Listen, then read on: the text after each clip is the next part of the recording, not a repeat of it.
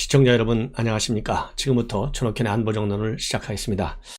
이번 시간에 첫 번째 뉴스로는요, 이 최재형 감사원장이 요즘 지금 여의도에서 뜨고 있다는 보도가 나오고 있는데요. 왜 그러냐면 여러분들 잘 아시다시피 지금 현재 김호수 검찰총장이 내정됐지 않습니까? 그래서 김호수 하면 맨 먼저 떠오르는 인물이 최재형 감사원장입니다. 그 이유는 딱 하나죠.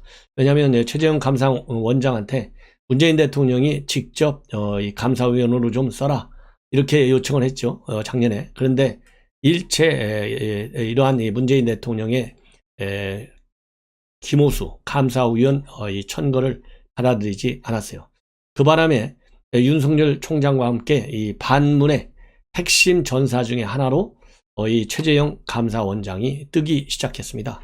그러다 보니까 이제 다시 이제 최재형 감사원장이 과연 야권의 잠룡으로 클 수 있느냐, 그리고 거기에 대한 이 기대가 이제 언론 보도를 통해서 나타나고 있어요.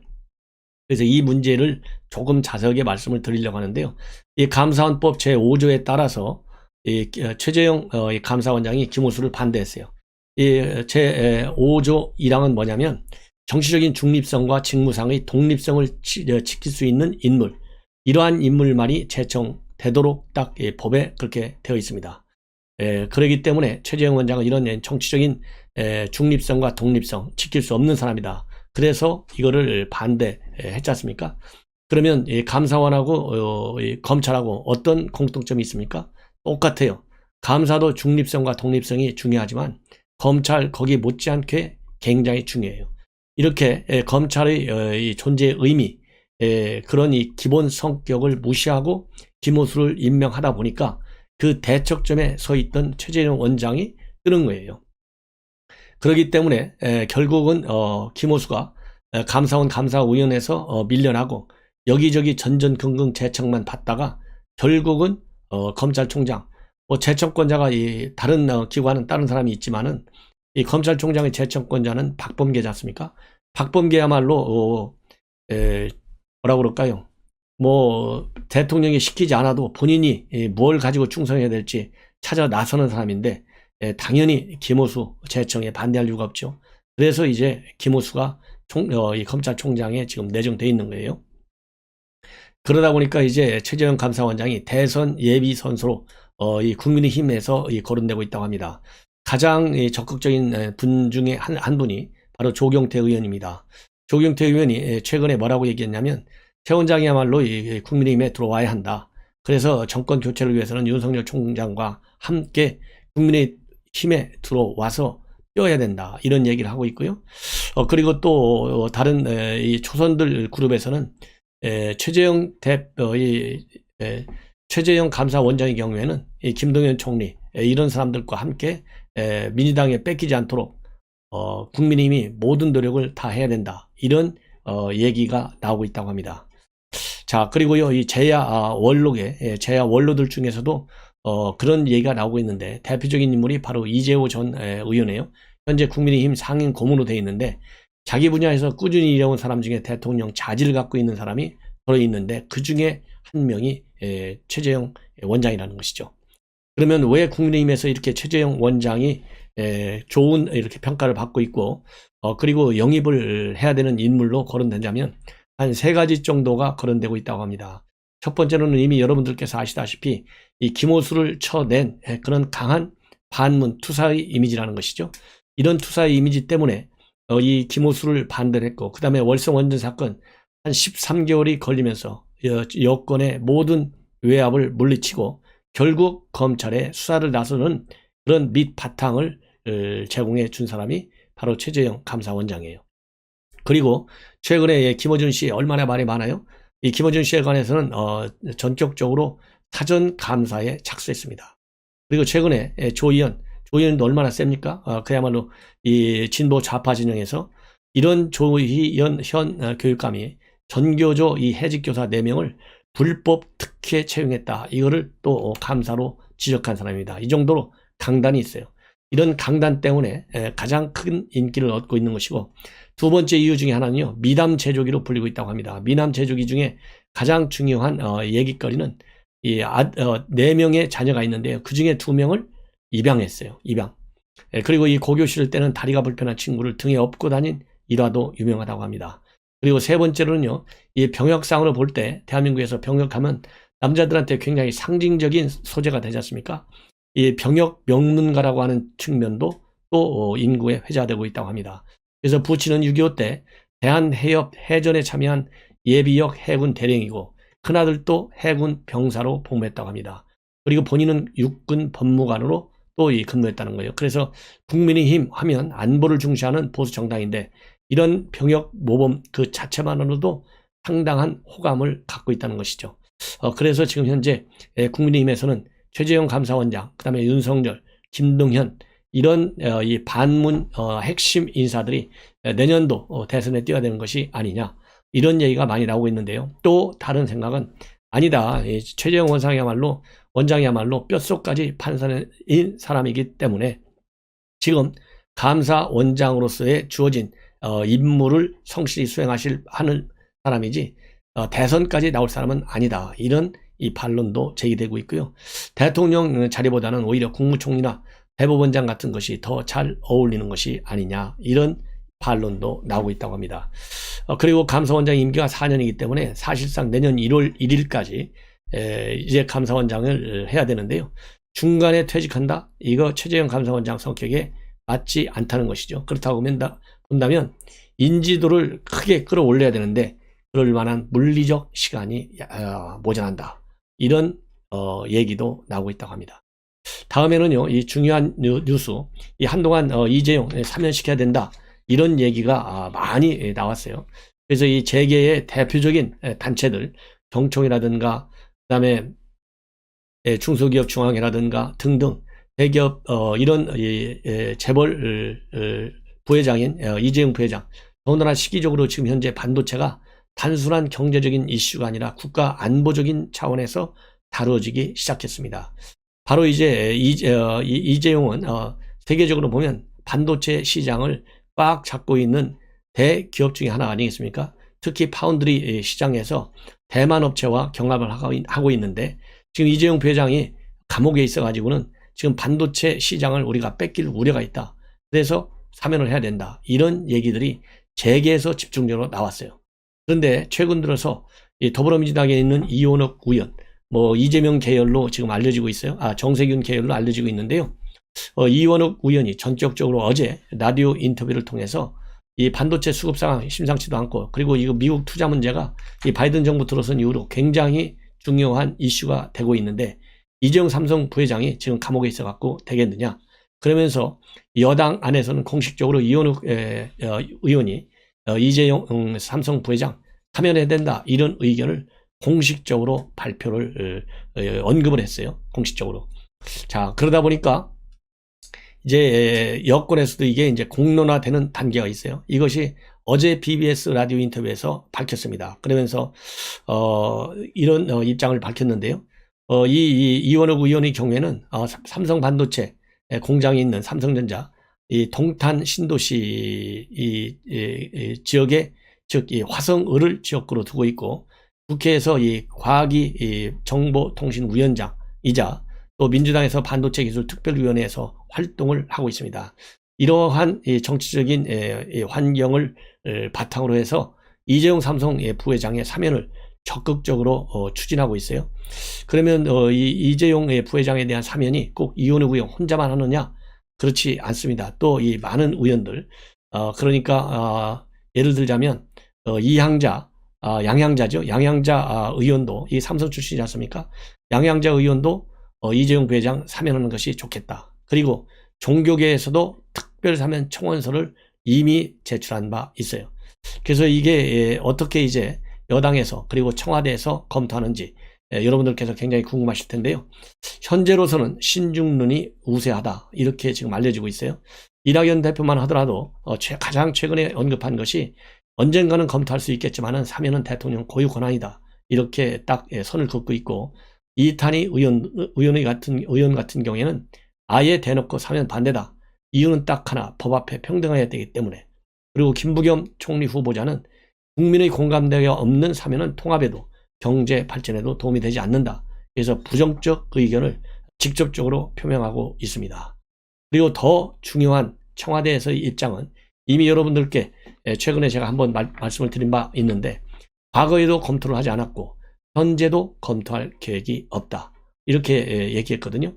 이러한 입장에 변화가 없다고 하는 것이 청와대가 바로 어제까지 내놓은 입장입니다. 즉 참여를 검토할 계획이 없다는 입장에 변화가 없다, 이렇게 얘기하고 있습니다.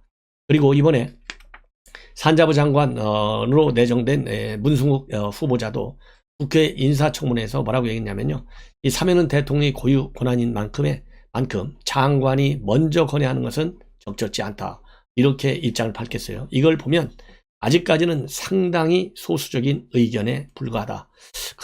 이렇게까지 얘기하는 이유는요, 제가 보기에는 이미 말씀을 드린 대로 여러분들께서도요, 저희 논평, 그다음에 제 논평을 듣지 않고서도 정부가 발표하는, 그리고 여당이 발표하는, 청와대가 발표하는 모든 사안의 논쟁적 쟁점에 관해서는 내년 대선에 유리하냐 불리하냐, 왜냐하면 표는 한 표만이라도 더 얻으면 승리하는 거예요.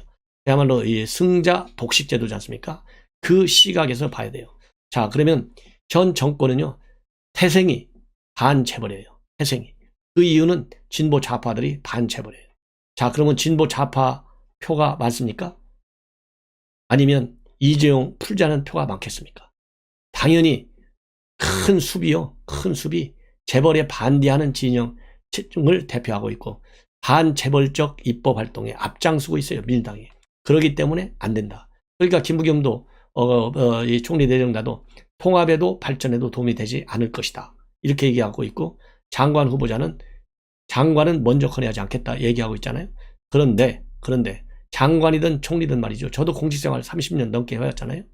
사면 문제에 관해서 청와대가 입장을 정리할 때는 관련 부처의 의견을 반드시 참고합니다. 그래서 청와대가 꼭 지시하는 것만 하는 게 장관이 아니에요. 그러면 장관 아무나 해도 되죠. 그렇지 않습니까? 아무나. 예. 왜? 청와대가 시키는 대로 하면 되니까. 그러나 장관의 자리는, 부처의 자리는요, 정부 부처의 자리는 청와대가 아는 것도, 지시하는 것도 잘못됐으면 지적해야 돼. 그리고 청와대가 아무 말도 안 하고 있어도 이건 하십시오, 그리고 이건 하면 안 됩니다, 건의를 해야 돼요. 그래서 문승욱 장관, 이렇게 몸을 사리는, 코드만 맞추는 장관, 참 이러니까 대한민국 경제 산업 정책이 없다, 약하다 비판을 받는 거예요. 그래서 다시 한번 문재인 정권을 비판하지 않을 수 없어요. 자, 그러면 현재 이 삼성과 관련한 이 국제사회의 움직임, 또 이 삼성의 어려운 지금 이 반도체 시장에서 어떤 상황이 있는지 제가 소개해 드리겠는데요.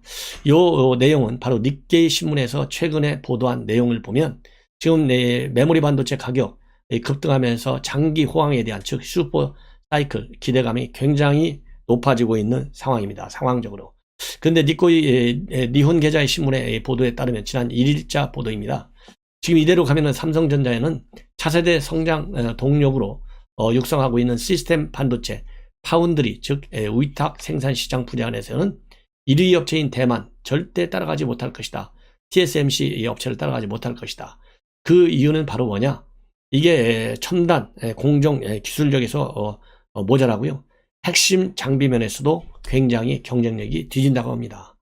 왜 그러면 뒤지냐? 이거는 단순한 투자, 이것도 굉장히 중요하지만 장기적인 산업 경쟁력을 키우는 이 비전을 갖고 정책을 중장기적으로까지 키워나가야 되는데, 부회장이 영창했는데 이게 과연 투자 결정이 돼도 되겠느냐 이거예요. 그래서 삼성전자가 지금은 메모리 반도체 시장에서는 독보적인 위상을 유지하고 있지만은 앞으로 5G, 또 AI, 인공지능, 데이터 센터, 이런 미래 산업의 핵심 소재인 시스템 반도체에서는 상당히 어둡다, 이렇게 보고 있습니다. 그 예로 말이죠, 대만 시장조사 업체 트렌드 포스에 의하면 올 1분기 TSMC의 파운드리 시장 점유율은 56%라는 거예요. 그럼 2년 전 48.1%보다도 8%나 성장했어요. 그런데 파운드리 시장 2위인 삼성전자의 경우에는 2019년도 19.1에서 말이죠, 올 1분기는 거꾸로 18%로 오히려 시장 점유율이 뒷걸음치고 있다는 겁니다. 그만큼 지금 삼성전자가 굉장히 어려움을 겪고 있다. 예. 그리고 이 투자 문제만 하더라도 말이죠, TSMC의 경우에는 초격차 유지를 위해서 굉장히 공격적으로 나서고 있다는 거예요. 그래서 올 초 280억 달러, 약 31조 4,500억 원 투자 계획을 밝혔고, 지난달에는 향후 10년간에 걸쳐서 10억 달러, 112조 4천억 원 투자 밝혔는데 삼성전자의 경우에는 2030년까지 133조 투자 계획을 밝혔다는 거예요. 이러니 TSMC는 불과 4년간에 이 돈을 뛰어넘는 액수 약 140조 원을 4년간에 투자하겠다는 건데 삼성은 30년까지 130조 투자하겠다. 누가 이기겠어요? 더군다나 지금 이 시장 점유율 차이가 저렇게 크게 나고 있는데 이런 어려운 점을 과연 정부 여당은 어느 정도나 알고 있느냐. 이거는 순수 경제적인 측면에서의 불리한 점이잖아요. 더 중요한 것은 이러한 경제 무역 정책, 산업 정책을 누가 결정합니까? 대통령이 결정해요.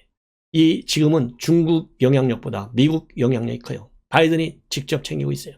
안보적인 측면에서, 외교 역학적 측면에서 챙기고 있어요. 그런데 이 대만 TSMC는 말이죠.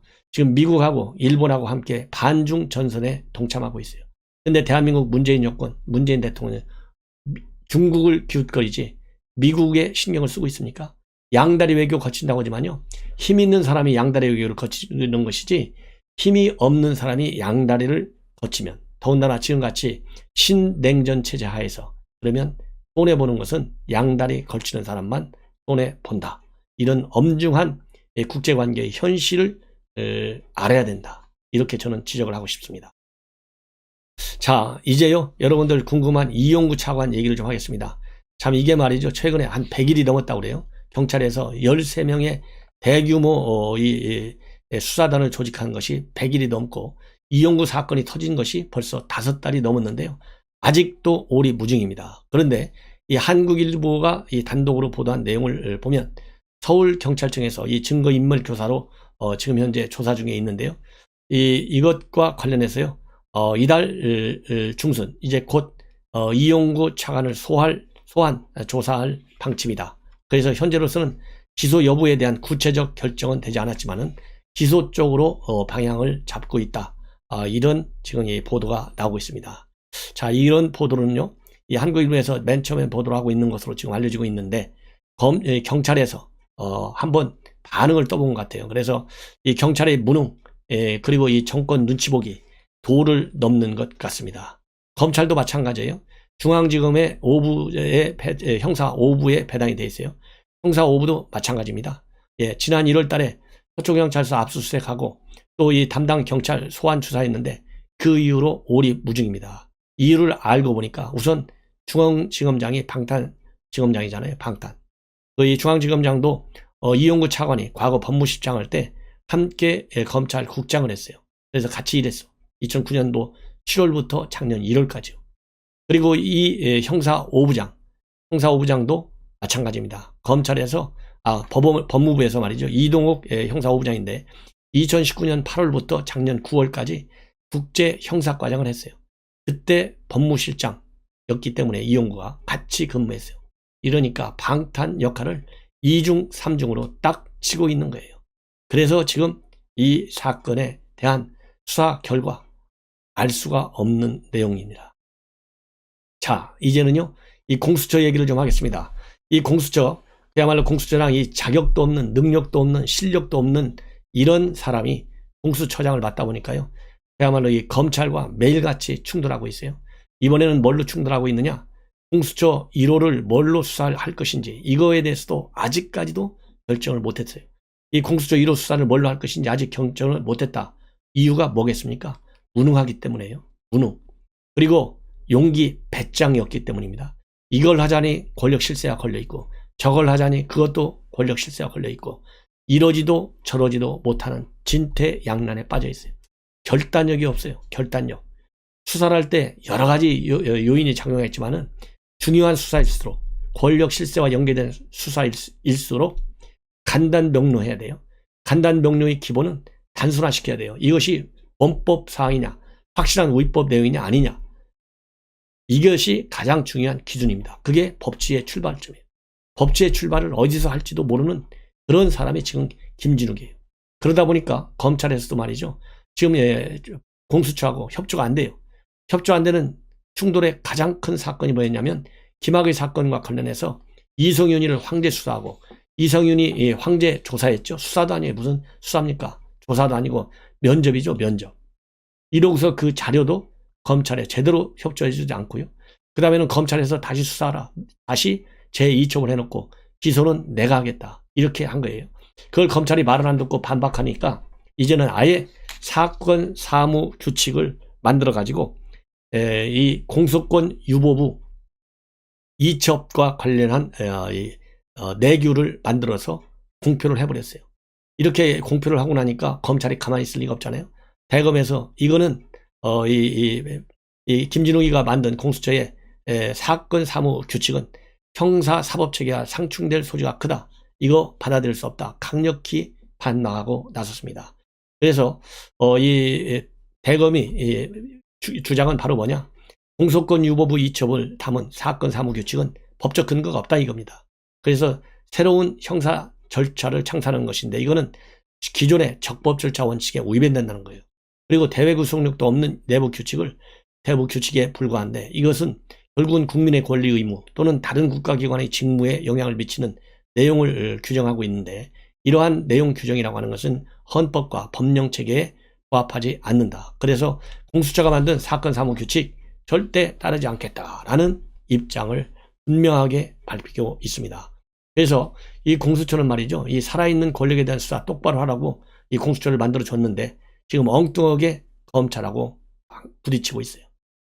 저는 단연코 이 김진욱 개인과 그 다음에 이 공수처, 그 다음에 검찰, 이번에 뭐 김호수는 제가 뭐 아직까지 신뢰는 없어요. 없습니다만은 그야말로 30여 년을 수사해온 김호수가 낫겠느냐?